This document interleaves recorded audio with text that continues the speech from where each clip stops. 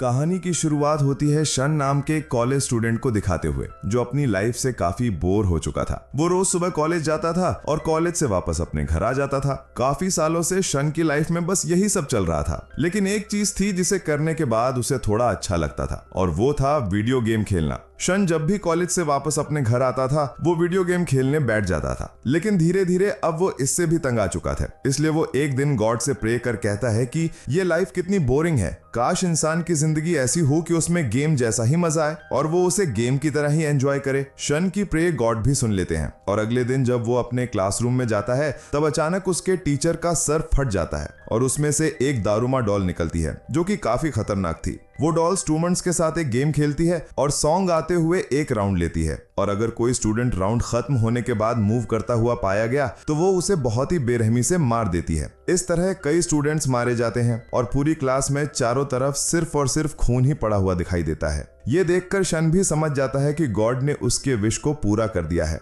लेकिन वो इस तरह का कोई गेम खेलना नहीं चाहता था। पर उसका दोस्त उससे कहता है कि ये एक डेथ गेम है जिसे किसी भी हाल में इन लोगों को जीतना ही होगा। तभी शन की नजर दारूमा डॉल के पीछे लगे एक बटन पर पड़ती है, जिसे वो प्रेस करके सभी को बचाने की सोचता है, लेकिन उसके जाने से पहले ही जल्दी से एक दूसरा स्टूडेंट डॉल के पास पहुंच जाता है और बुरी तरह से मारा जाता है। इसके बाद शन बाकी स्टूडेंट्स को बताता है कि उनके पास केवल 1 मिनट बचा है और अगर उन्होंने इस टाइम में कुछ नहीं किया तो सभी मारे जाएंगे। ये सुनकर सभी स्टूडेंट्स घबराकर इधर उधर भागने लगते हैं और अपनी पोजीशन छोड़ देते हैं, जिस वजह से दारूमा डॉल उन्हें भी मार देती है। अब क्लास में सिर्फ 2 ही लोग बचे थे, एक शन और दूसरा उसका दोस्त। शन का दोस्त उससे कहता है कि हमारे पास केवल 30 सेकंड बचे हैं, इसलिए तुम मेरे ऊपर से जंप करके दारूमा डॉल का बटन प्रेस कर दो, इस तरह हम दोनों बच सकते हैं। शन भी बिल्कुल ऐसा ही करता है और बटन दबाकर डॉल को नीचे फेंक देता है। इन दोनों को लगता है कि अब शायद इनकी जान बच गई है, लेकिन तभी शन के दोस्त का सर भी फट जाता है और वो भी मारा जाता है। ये देखकर शन काफी घबरा जाता है, लेकिन डॉल उसे बताती है कि वो इस गेम का विनर है, क्योंकि पूरी क्लास में सिर्फ उसने ही बटन को प्रेस किया है। इसके बाद शन क्लास से बाहर आ जाता है, जहां उसे अपनी एक फ्रेंड इचिका मिलती है, जो काफी डरी हुई थी। शन उससे डरने की वजह पूछता है, तब हमें पता चलता है कि ये गेम पूरे कॉलेज में खेला जा रहा था और इशिका भी अपनी क्लास की विनर है।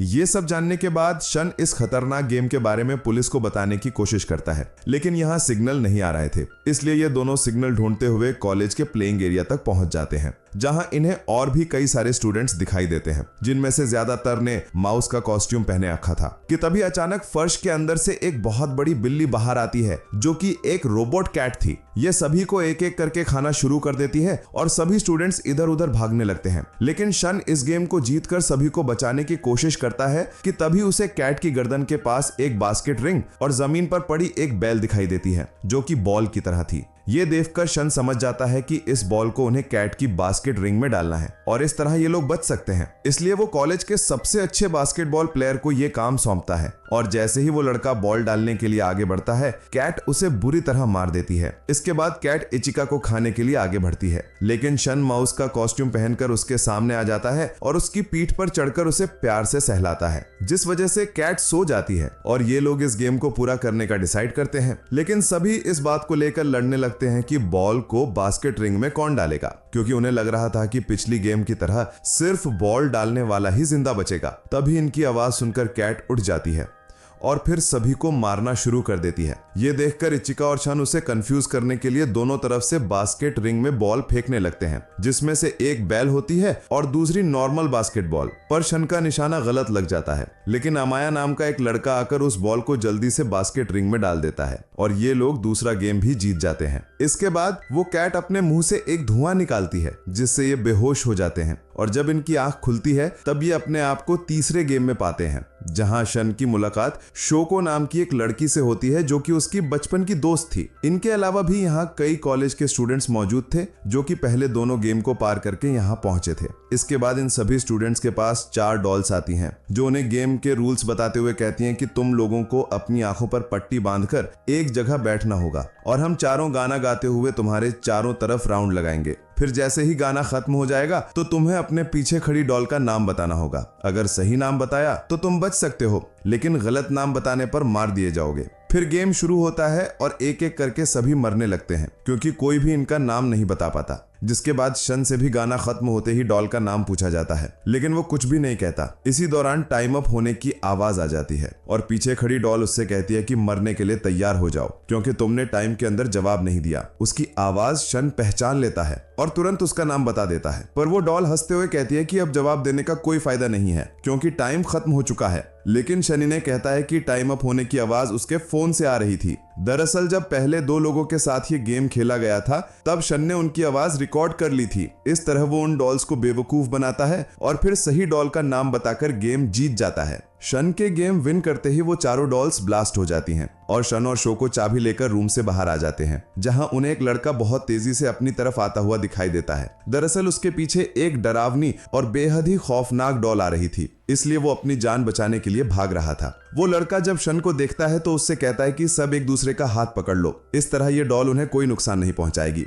ये सुनकर जल्दी से सभी एक दूसरे का हाथ पकड़ लेते हैं और वो डॉल उन्हें कुछ नहीं कर पाती। लेकिन इतने में यहाँ इचिका भी आ जाती है, जिसे मारने के लिए डॉल उसकी तरफ बढ़ती है, लेकिन शन उसका हाथ पकड़ लेता है और वो भी बच जाती है।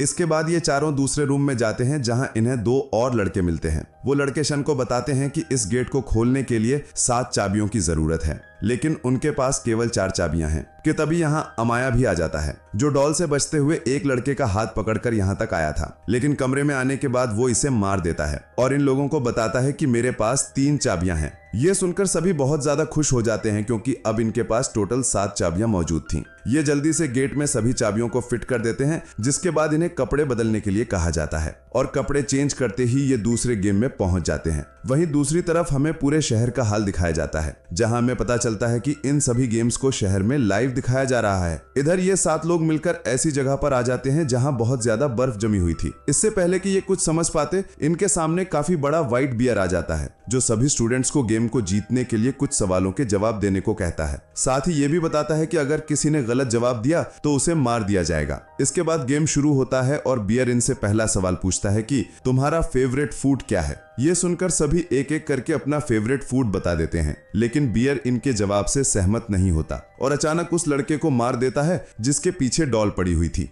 क्योंकि उसने गलत जवाब दिया था। फिर इनसे दूसरा सवाल पूछा जाता है कि शन को यहाँ मौजूद सभी लोग पसंद करते हैं या नहीं। इस पर अमाया, शोको और इचिका हाँ में जवाब देते हैं क्योंकि वो उसे जानते थे, लेकिन वो 2 स्टूडेंट्स जो किसी और कॉलेज से आए थे वो ना में जवाब देते हैं। ये सुनकर बियर कहता है कि तुम में से कोई एक इंसान झूठ बोल रहा है। इस पर शनु से कहता है कि ये दोनों सवाल इतने आसान है तो फिर कोई कैसे गलत जवाब दे सकता है। तब बियर उसे बताता है कि तुम सब में एक हमारा साथी भी है जो तुम्हें हराने के लिए झूठ बोल रहा है, इसलिए जल्दी उसे ढूंढ लो वरना सब मारे जाओगे। बियर की बात सुनकर सबका शक शोको पर जाता है, इसलिए वो उसके बार बार मना करने के बाद भी उसका नाम बियर के सामने बता देते हैं, जिसके बाद वो उसे बुरी तरह से मार देता है। लेकिन जब सभी शोको के शरीर से खून निकलते हुए देखते हैं तो समझ जाते हैं कि वो सच बोल रही थी, क्योंकि अगर वो इस बियर के साथी होती तो एक इंसान नहीं बल्कि रोबोट होती। अपनी दोस्त को इस तरह मरते देख शन गुस्से में बियर से कहता है कि तुम्हारे अलावा यहाँ कोई झूठ नहीं बोल रहा है, तुम मिसअंडरस्टैंडिंग क्रिएट करके हम सभी को एक दूसरे के हाथों मरवाना चाहते हो।